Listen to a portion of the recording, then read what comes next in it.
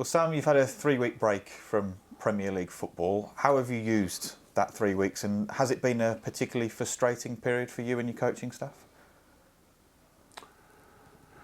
Well, obviously, I feel that we can't, or we shouldn't, or hopefully we haven't lost our level of performance, because we've been progressing in that area game after game after game. We've done a few stats on that which are looking, you know, everything's looking better, apart from the fact that we have not found enough chances and turned them into goals. We're creating more chances, we're entering into the opposition's box better, we're putting more crosses in, but our chance ratio and conversion rate is extremely low. So, but I need that level of performance to continue, in the hope we can turn that around and turn those chances into goals now as quickly as possible, to keep us alive in terms of our efforts to try and avoid relegation. So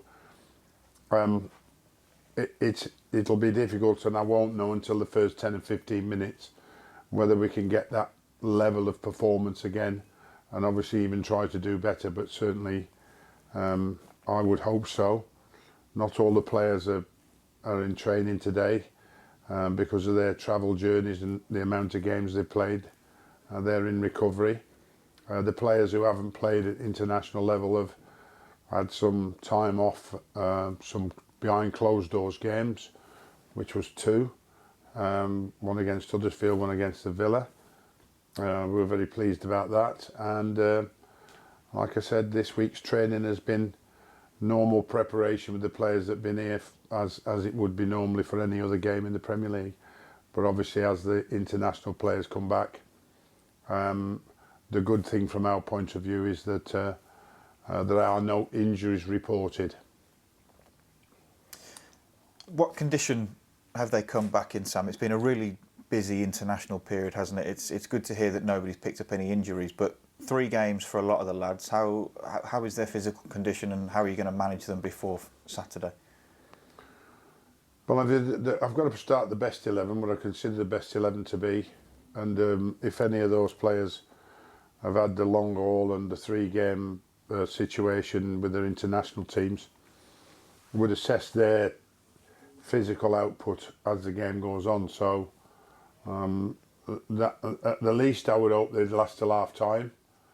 If I see enough fatigue even while up to half time, we'll make a decision at half time to change them. But then we would take it in by stages every 5 or 10 minutes as the second half goes on, and make those substitutions accordingly. I still feel that we should have had 5 substitutions. I still don't understand what the logic behind that was, when everybody was moaning about how many games we had to play and how many times we had to get the teams on the pitch, and then we couldn't have 5 substitutions like was done before. But that's the way it is. Like I said, our players have been really good at improving their fitness levels, really good at improving their overall play, both defensively and attacking wise, and the missing link has been goals scored, and we need them to get back to that level again, starting at Chelsea, which is obviously a very difficult match for us.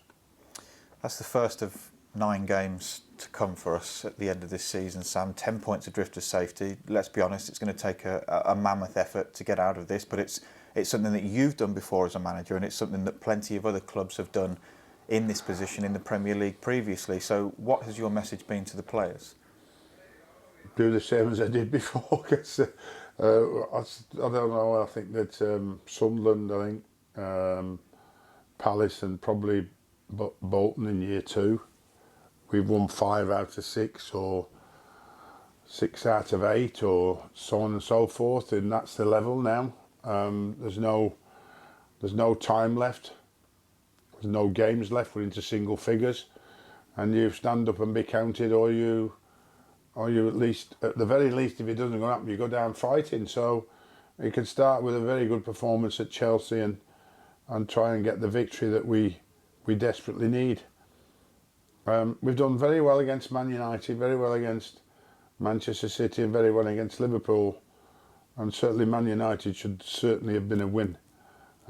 We did extremely well against Everton, and lost.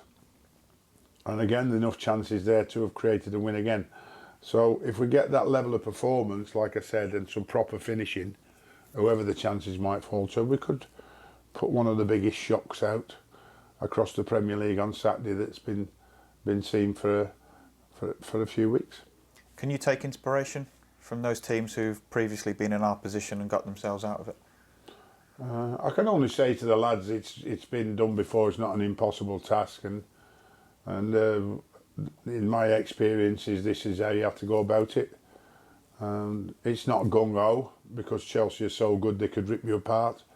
It's about meticulous planning and about making sure that we are as defensively sound as Chelsea are, because Chelsea are where they are, and people are talking about Chelsea because of how good they are defensively, because they hardly concede a goal, because they kept more clean sheets than probably anybody apart from Manchester City, and that's why they've put themselves in a position of fourth, going higher up.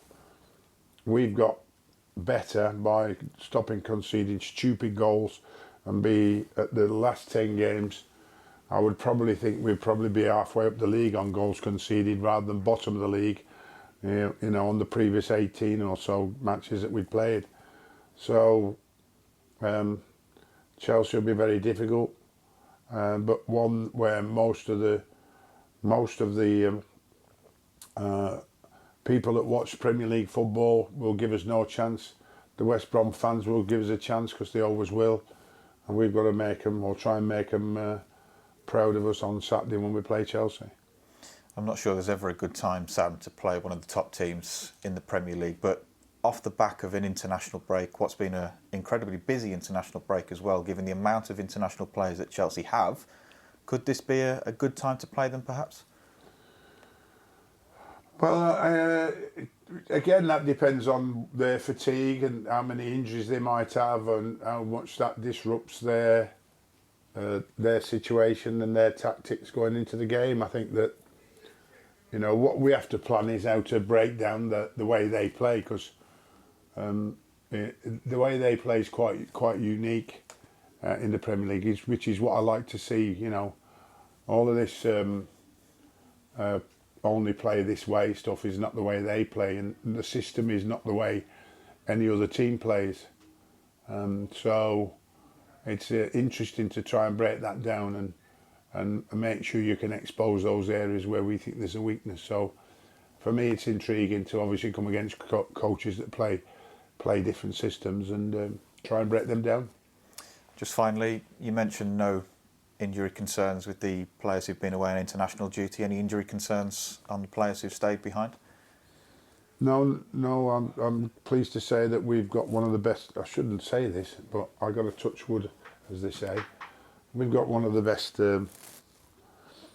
records, I think, in the Premier League for having our players available to be selected on the pitch over the last maybe 10, 12 games, since we worked out all the training programmes and all the sessions that they need to do: sports science, recovery, fitness, nutrition, fluids, massage, analysis. We've picked it up brilliantly, and to the credit of every staff member here, we've kept the players ready and available for selection, which is a big achievement under the circumstances. And you look at the massive injury problems other team have had. All the staff here has given us the best chance we possibly can of getting safe, because we've always had our players available to play.